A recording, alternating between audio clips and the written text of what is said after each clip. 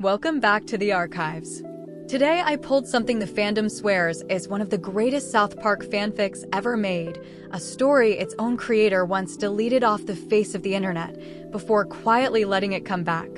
12 players, one death game, and a villain so good people still insist he carried the whole thing single-handedly. Get comfortable. This one earns its reputation. A quick disclaimer first. This video discusses Mirai Park, a work of fiction containing depictions of violence, character death, and other mature themes. Nothing here endorses any character's actions.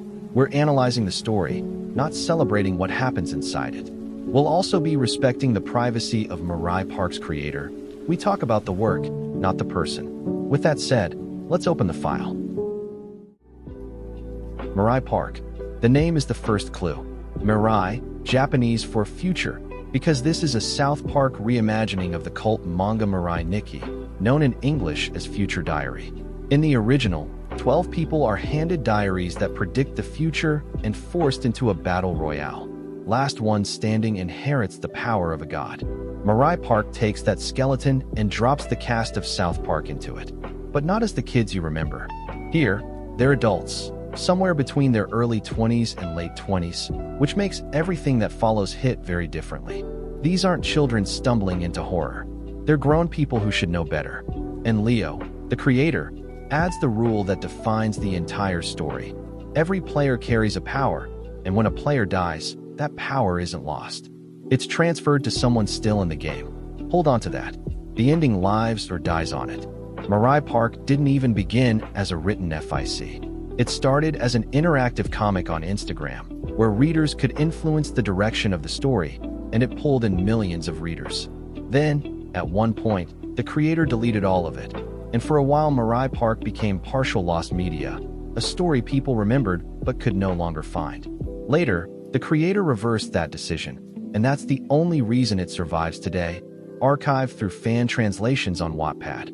So the version most people read now is a story that was nearly erased entirely and barely came back.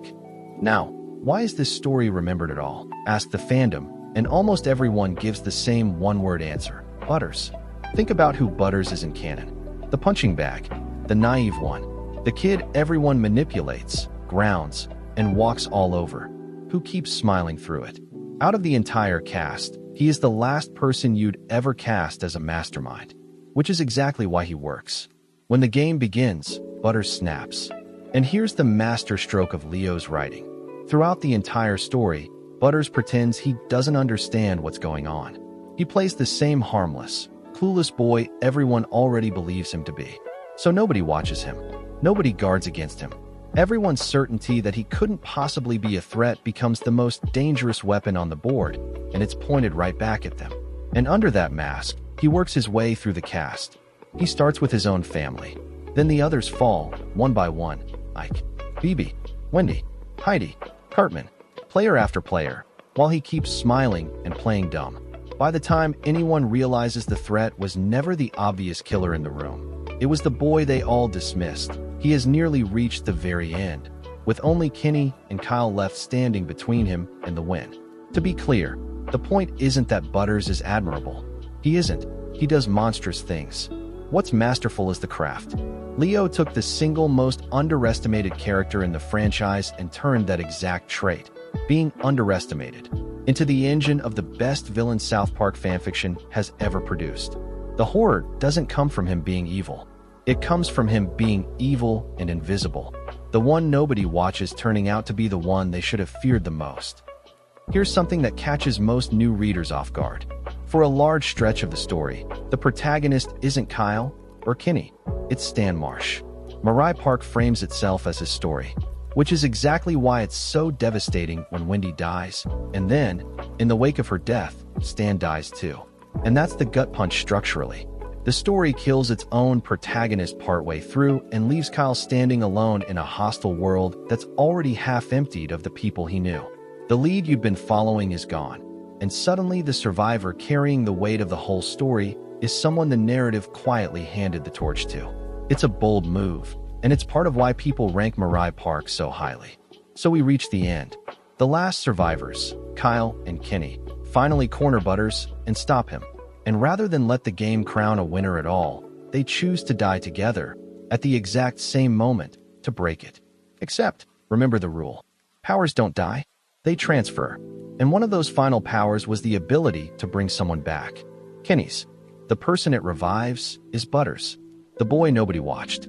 The game declares its winner, and it's him. Underestimated to the very last frame. But there's a second ending worth talking about, the ending of Mirai Park itself. Because the story was canceled before it could finish the way it was meant to. It was hugely popular for years, but around 2019 to 2020 the comic effectively came to a halt, for a reason a lot of long-running creators will recognize. The relentless pressure of constant updates simply wore the creator down. Sustaining an interactive comic that millions of people are watching and reacting to, that's an enormous weight, and the creator made the decision to bring it to a close earlier than planned. So the finale we have is abrupt, understandable, but rushed. Fans were promised a far more detailed, expansive ending than the one that made it to the page, and that lost version is something the community still talks about. The creator stepped away from the fandom on good terms. No drama, no bridges burned, but the detailed ending they'd envisioned left with them. And that's what makes Mirai Park the strange, half-buried artifact it is today. A story nearly erased entirely, brought back by its own creator, remembered as one of the greats, with a final chapter that only ever half existed. A masterpiece with its last page torn out. Mirai Park didn't earn its reputation through shock. It earned it through one genuinely brilliant idea, that the most harmless face in the room can become the most dangerous, and through a fandom that refused to let it be forgotten, even after its creator nearly buried it themselves. If you want to experience it, seek out the surviving fan translations, and respect the creator's space while you're there. Some archives are meant to be read quietly. And that's one more file back in the vault. If you like the stories the rest of the internet lets slip through the cracks, you know what to do. Subscribe and I'll keep digging. I always find something.